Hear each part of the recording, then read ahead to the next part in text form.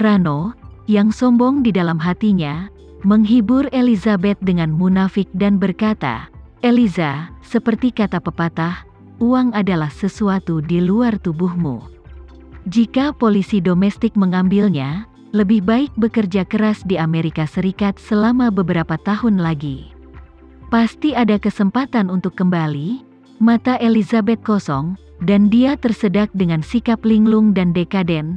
"Mudah bagimu untuk mengatakan, kerja kerasku selama lebih dari 20 tahun telah terbayar dalam sekali jalan.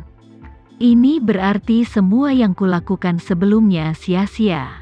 Diperlukan setidaknya 20 tahun lagi untuk mendapatkan kembali uang yang hilang.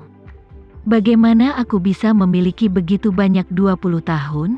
Aku sudah berusia di atas 50 tahun ini, dan aku seharusnya pensiun dan kembali ke Indonesia untuk mengurus hidupku. Tapi sekarang tidak ada yang tersisa, bahkan suami dan anakku telah ditangkap. Jika aku tahu ini, aku mungkin juga tinggal di negara ini dan tidak keluar."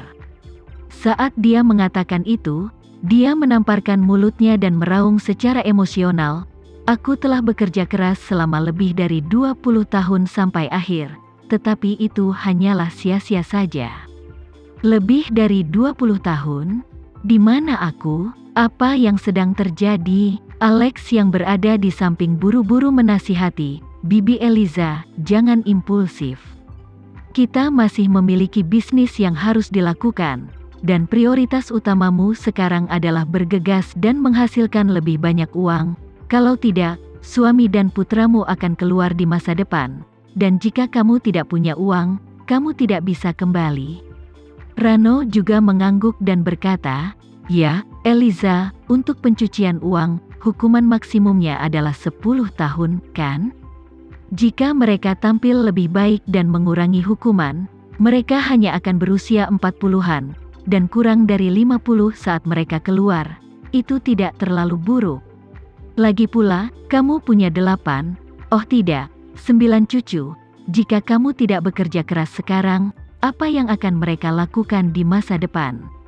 Ketika Elizabeth mendengar ini, dia tiba-tiba sadar dan bergumam, "Ya, aku harus menghasilkan uang, aku harus menghasilkan lebih banyak uang. Jika aku dapat menghasilkan cukup uang, aku akan berimigrasi ke Asia Tenggara. Pergi ke sana dan ambil alih anak dan cucu selangkah demi selangkah." Mengatakan itu, dia buru-buru berdiri dan mendesak, "Ayo masuk ke mobil, cepat masuk ke mobil. Kita harus pergi ke Meksiko secepat mungkin." Rano mengangguk buru-buru dan hendak membantu Elizabeth untuk kembali ke mobil, tapi ponselnya tiba-tiba berdering. Dia tanpa sadar mengeluarkan ponselnya dari sakunya, dan melihat bahwa menantu perempuannya yang menelepon. Pada saat ini, hatinya datang ke tenggorokannya. Dia tidak berani menjawab telepon, tetapi bergumam, "Kenapa menantu perempuanku menelepon ini, sesuatu pasti telah terjadi." Pupil Elizabeth menyusut tiba-tiba, dan dia berkata, "Pasti ada yang salah." Rano tiba-tiba panik, menekan jawabannya dengan gemetar, dan berkata, "Hai, Ariana, kenapa kamu menelepon saat ini?" Sebelum dia selesai berbicara, menantu perempuan di ujung telepon yang lain menangis dan berkata tanpa daya, "Ayah, Ibu dan Daniel ditangkap polisi.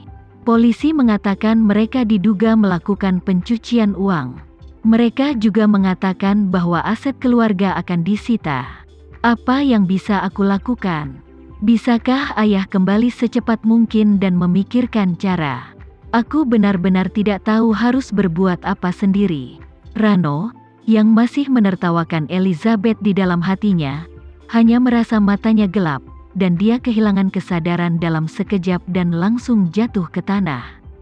Rano, yang diam-diam puas dengan nasib Elizabeth di detik terakhir, runtuh dan kehilangan kesadaran dalam sekejap karena dia tidak tahan dengan pukulan tiba-tiba itu. Alex buru-buru membantu Rano, yang tidak sadarkan diri dan jatuh ke tanah, untuk bangun. Sambil mencubit orang itu, dia berkata tanpa daya, "Paman, Apakah kamu tidak berpikir jernih ketika kamu membujuk Bibi Eliza barusan? Apa masalahnya? Itu tidak akan berhasil jika menyangkut dirimu sendiri. Melihat bahwa Rano tidak sadarkan diri, suasana hati Elizabeth tampaknya sedikit mereda dalam keputusasaan. Ini seperti ketika seseorang jatuh ke dalam jurang dan putus asa, tiba-tiba seorang teman yang lain melompat ke bawah juga. Ini memberinya sedikit penghiburan di dalam hatinya. Jadi, dia membuka mulutnya dan berkata kepada Alex, "Apa gunanya menekannya begitu keras? Kamu tidak bisa membangunkannya bahkan jika kamu mencabut gigi depannya, jadi cepatlah dan tuangkan air padanya." Alex memandang Irma, yang ada di sampingnya, dan berkata, "Ambil air dari mobil, apa yang kamu lakukan di sini?"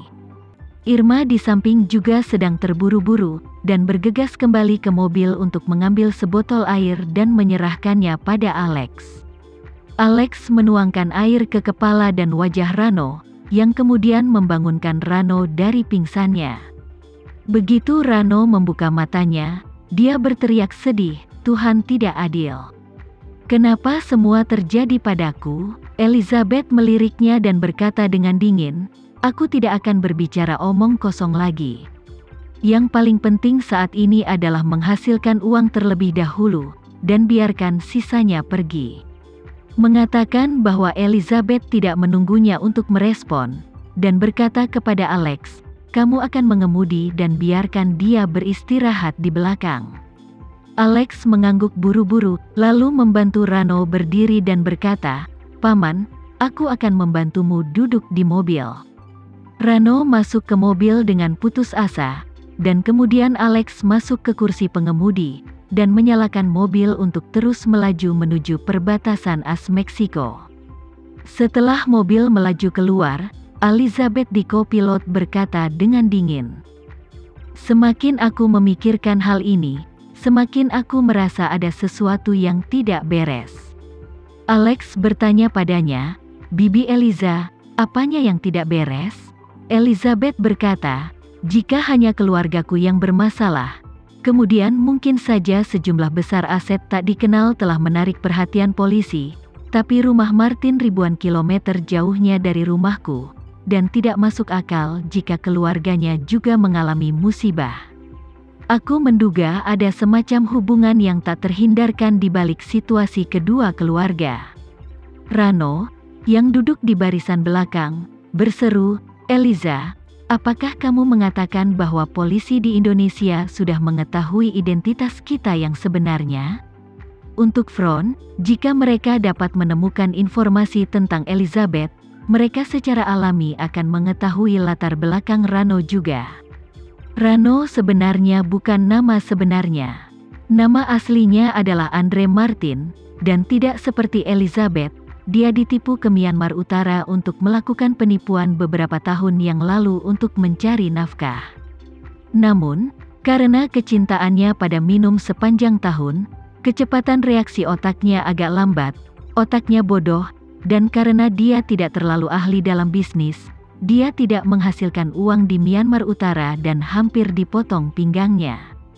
Dalam kata-kata asli bos di Myanmar Utara saat itu, sampah seperti itu tidak hanya tidak dapat menciptakan nilai apapun, tetapi juga membuang makanan. Hanya dengan memotong pinggangnya, biayanya dapat dipulihkan. Saat itu, dia kebetulan mengenal Alex, yang baru berusia 20 tahun dan tidak bisa bertahan hidup di Myanmar Utara. Mereka takut suatu saat pinggang mereka akan dipotong, jadi mereka bekerja keras untuk melarikan diri dari gua iblis dan keluar. Setelah melarikan diri, keduanya tidak berani kembali ke Indonesia, jadi mereka menemukan jalan ke sana dan menyelundupkannya ke Amerika Serikat. Berbeda dari Elizabeth, dia menyelundupkan dirinya dengan membayar uang kepada para penyelundup untuk membawanya. Tapi Andre dan Alex tidak punya uang saat mereka kehabisan. Jadi untuk melarikan diri, mereka harus menandatangani perjanjian riba dengan ular berhati hitam. Biaya penyelundupan dari Myanmar Utara ke Amerika Serikat adalah $15,000 AS, dicicil, dengan pokok dan bunga, dan total $30,000 AS di kepala penyelundup. Snakehead tidak takut mereka melarikan diri sama sekali, karena dia tidak membawa mereka langsung ke Amerika Serikat, melainkan ke Meksiko terlebih dahulu. Bagaimanapun, selama Anda naik kapal penyelundup, sama seperti budak di masa lalu, hidup dan mati berada di luar kendali Anda. Mereka yang taat dapat hidup sampai perahu berlabuh, sedangkan orang-orang yang durhaka memiliki batu yang diikatkan langsung ke kakinya, dan dibuang ke laut di tempat tenggelam ke dasar. Keduanya berhasil melarikan diri dengan susah payah.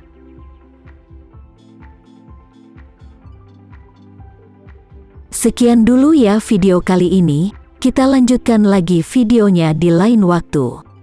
Oh iya, bagaimana menurut kalian? Semoga bisa sedikit menghibur kalian semua. Untuk teman-teman yang baru nonton, jangan lupa subscribe ya, hehehe.